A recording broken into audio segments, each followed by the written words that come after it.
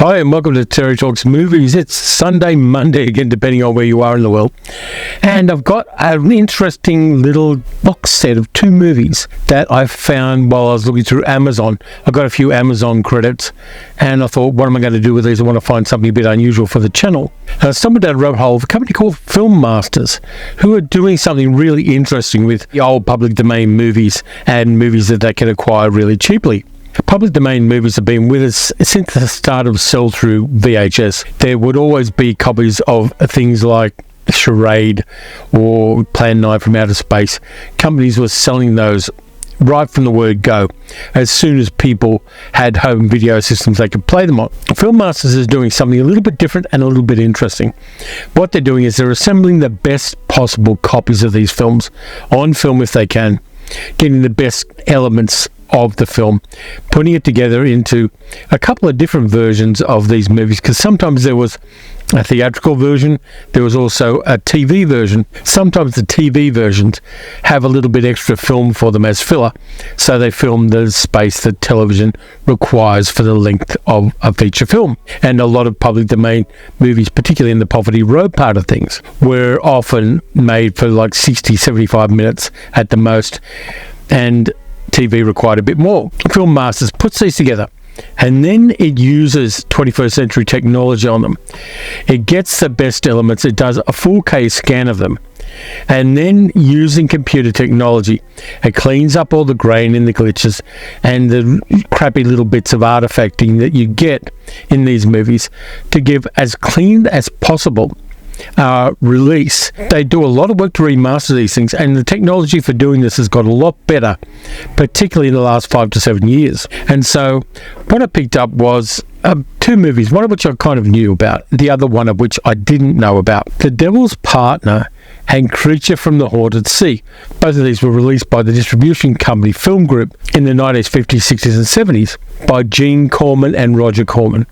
And FilmGroup released a lot of movies, things like Last Woman on Earth, which was the movie made immediately before Creature from the Haunted Sea, the original Little Shop of Horrors, The Intruder, that race-baiting film with William Shatner, Battle Beyond the Sun, Dementia 13, Francis Ford Coppola's first movie, The Terror, Queen of Blood, Voyage to the Planet of Prehistoric Women, and a whole bunch of other things. So it was kind of successful, and FilmGroup was created by Roger and Gene because they were sick of being ripped off by American International Pictures and other companies that they made movies for, so they started their own distribution company between 1959 and 1968. These two, one of them's a hidden gem, the other's a piece of crap, I'll be honest with you. The Devil's Partner, which stars Edward Nelson, also known as Ed Nelson, who later went on to do a lot of TV soap operas, is a kind of low budget, interesting, kind of creepy folk horror movie made on a minimum budget. In spite of the cover art, there's no centaur in it. There is a man who mentally controls animals, including a horse. But I kind of like the artwork on that. It's misleading. It's clickbait. But I kind of like it anyway. And you get a booklet with this one, which is kind of cool. And there's Ed Nelson, as the main character, who is interesting and very different main character for these kind of films. I'll give you the précis of the movie, and hopefully this will whet your appetite for it. Basically, it starts with an old man in a shack. He lives in a shack in a small town.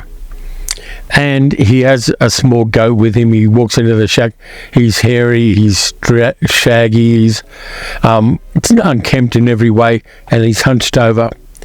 And he takes the baby goat into the shack, and we see in silhouette as he slaughters the goat, and he fills a cup with its blood, and he lifts the carpet off his shack floor, and there's a pentagram there, and he smears the blood on the pentagram, and then he gets another goat skin and writes on there a deal with the devil to give him 2 years more of life for his own nefarious purposes.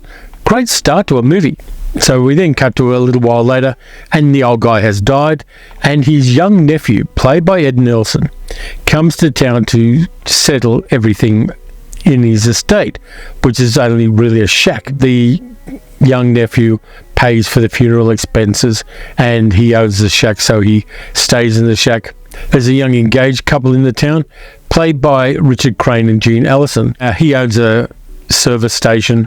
She has an uncle who is the local doctor, played by Edgar Buchanan, the guy that played Uncle Joe in Petticoat Junction, and who in real life was a dentist, amongst his other things. He kind of switch hit between being a dentist and being an actor. And then strange things start happening. David, the young guy, is attacked by his own dog in his house, and the dog cuts his face up and disfigures him. And as this happens, we see again in silhouette a guy beating his own pet dog to death with a kind of lamp. So this movie is quite brutal. There's a bit of blood and guts.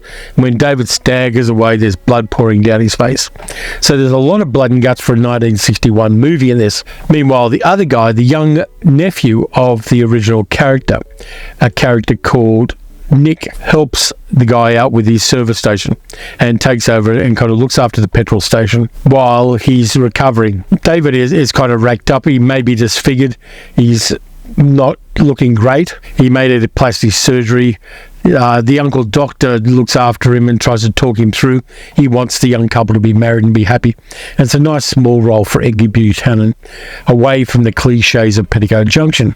But then other things start happening in the town. There's an old drunk guy in the town called Papers, played by Byron Folger, who kind of senses that something's going wrong. He ends up getting trampled to death by a horse. And so there's a sense that something's going on in the town. And somebody is supernaturally controlling animals for their own nefarious means. And the movie, even though it is small, does all this in a really interesting way. And it does have that folk horror deal with the devil aspect to it. And it's done quite well.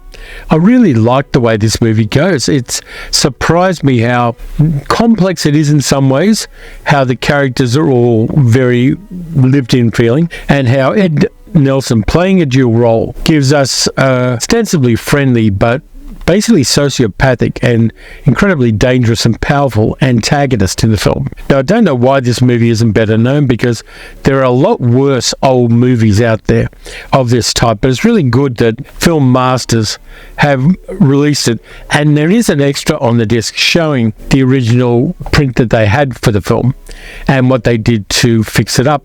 And to be honest with you, the technology we now have available to fix up these movies and to make them really watchable is incredibly impressive. People talk about AI and AI's threats and how AI is going to stop everybody from doing things.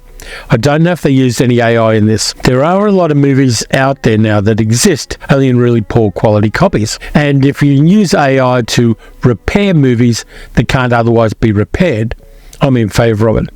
It's a tool that we use like every other piece of computer technology since DOS. And I was really impressed with The Devil's Partner.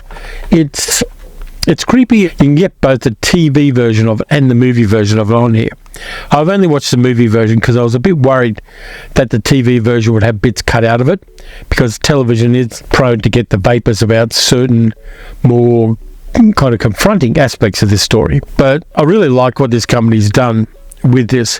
And then we have Creature from the Haunted Sea, which is made in Puerto Rico by Roger Corman. He had a few days left over when they finished making The Last Woman on Earth. And so he used the actors he had from that, got a whole bunch of local extras in there, and made this goofy story about a whole bunch of Batista Cubans when the Cuban Revolution happened, who decide they're going to ship a whole bunch of gold to America and live happily in America with the gold.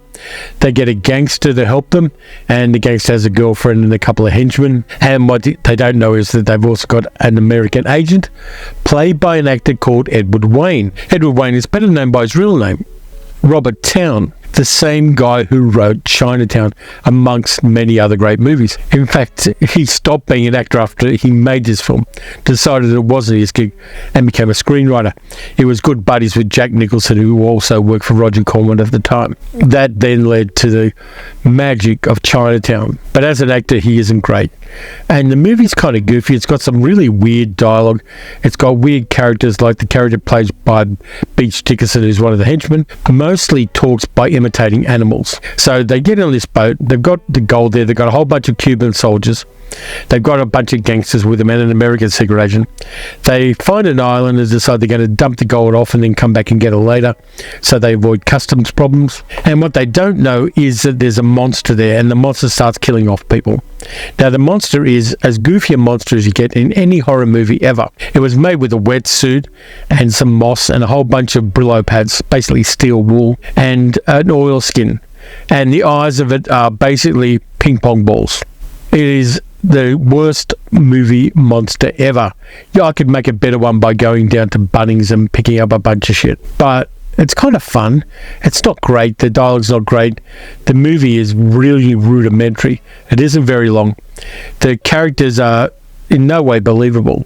The jokes are half inflated at best, but it's one of those movies that Corman made, and he sold it as second features at drive-in movies, and he made his money back on it, in spite of the fact that it is kind of a shit movie. Creature from the Haunted Sea has been restored brilliantly by Film Masters, and all credit to them for that. And of course, after I found out about Film Masters, I went to their website, and they're doing a whole bunch of really good restored versions of movies on Blu-ray. Things like Night of the Blood Beast and Attack of the Giant Leeches. They're also doing The Crippled Master, some Something Weird videos. They're upscaling those. Tormented, a really weird ghost story with Richard Carlson in it.